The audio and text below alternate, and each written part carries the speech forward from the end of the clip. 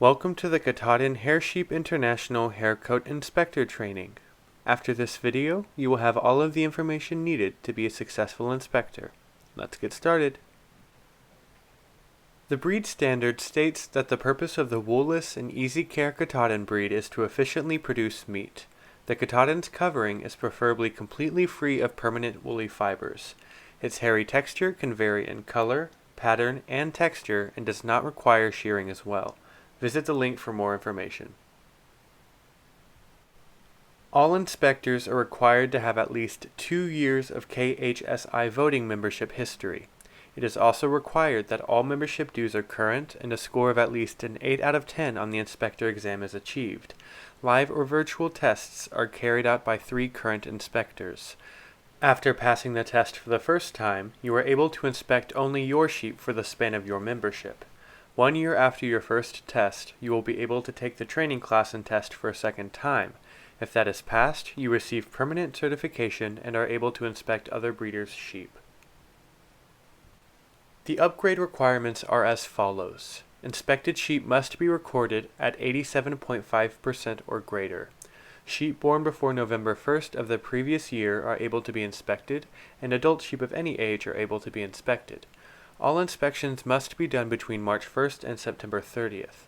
Sheep must be in their natural state and they cannot be modified in any way, such as brushed, combed, clipped, trimmed, plucked, or sheared. The ear tag must also match the ID number of the recordation certificate.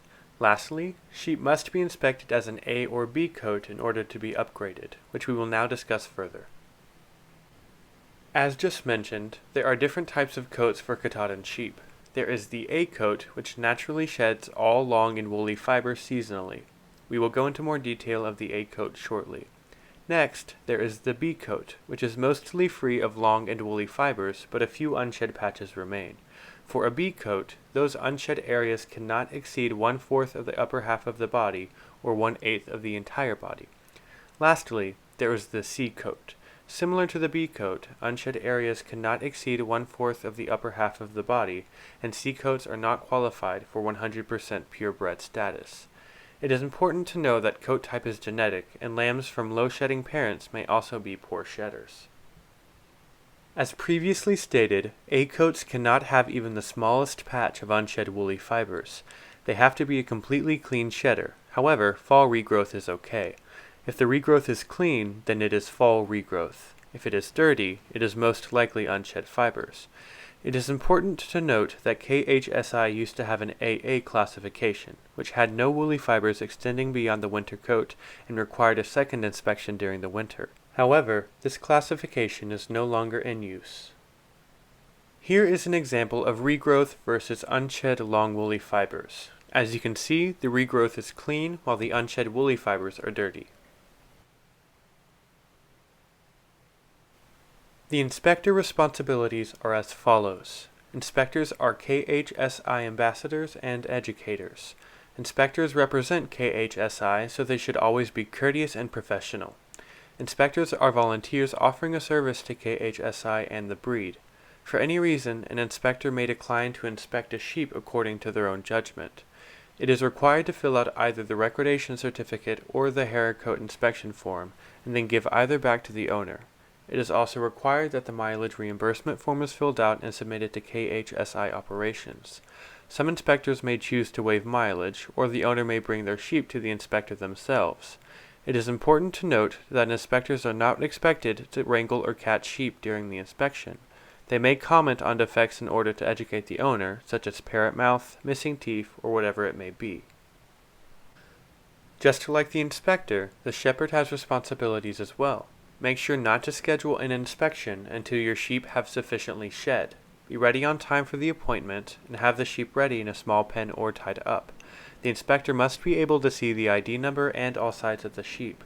Make sure the sheep's ear tags match the recordation papers, and have all paperwork ready upon arrival. Lastly, when it's applicable, pay for the inspector's travel mileage through KHSI. When it comes to paperwork, you want to make sure everything is correct.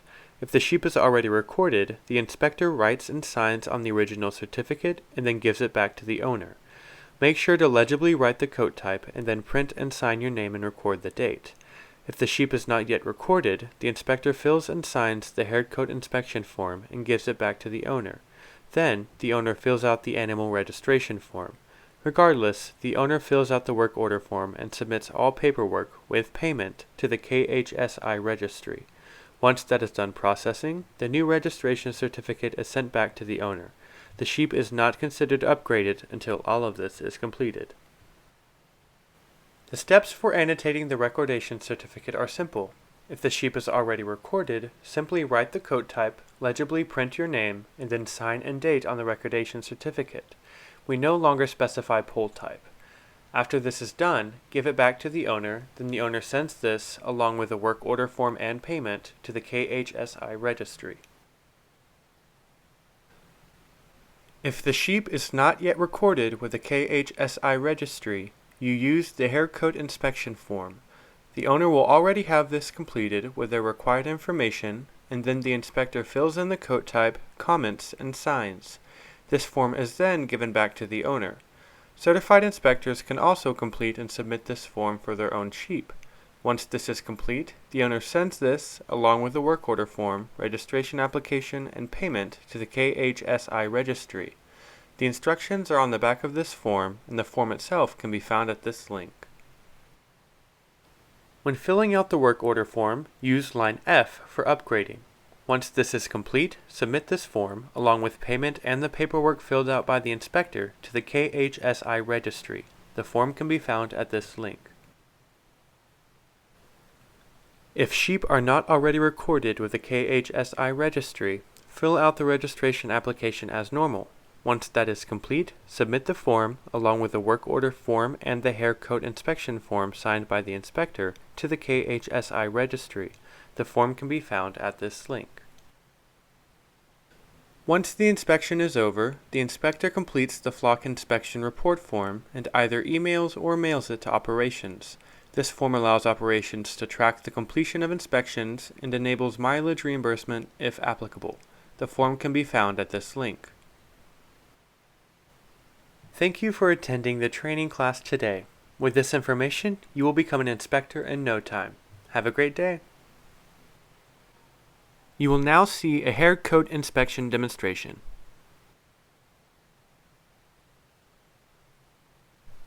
This Haircoat inspection process has been used for the last 40 years. It involves functional shedding, and that is the sheep not having to be sheared. It's not looking at wool or hair type, it's simply whether or not the sheep sheds enough to not be sheared. There are different processes and techniques, but what we have produced, as discussed earlier, is to focus on the upper 1/4 of the body. The area of the body that is being discussed in this video is the torso area, excluding the neck and the lower unshed parts of the leg. It's simply the main torso area of the sheep's body. However, if the neck is unshed during a real inspection, that does need to be taken into consideration. This is not to be done during the inspection, but for the purposes of this demonstration, the sheep will be divided into different areas using spray paint.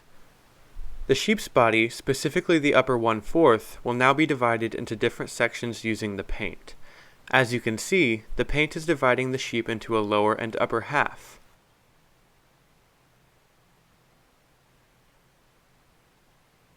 Now, as you can see, the paint is being sprayed on top of the sheep's torso, which is dividing it into fourths.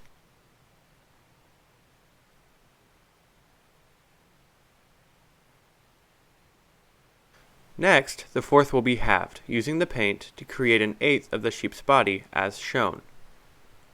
As stated earlier, the paint is simply to have a visual demonstration of the sections of the sheep. The goal is to be able to divide the sheep's body into 1/8 quadrants without using the paint, in order to identify shed and unshed areas, which ultimately determines coat type. If the amount of unshed fiber is greater than the indicated section, then the sheep's coat type is a C coat. If the unshed area is smaller than the indicated section, then the sheep's coat type is a B coat. If the indicated section is completely shed, then the sheep's coat type is an A coat.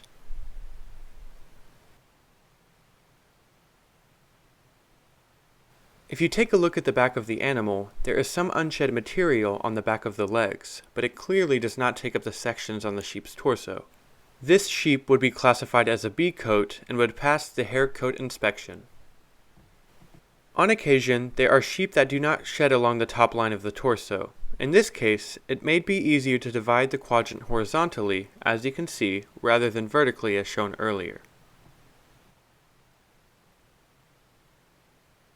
This concludes the training video.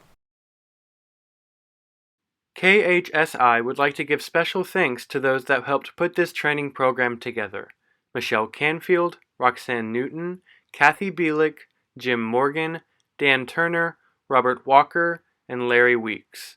My name is Ben Harmon. Thank you for watching this training video today, and have a great day.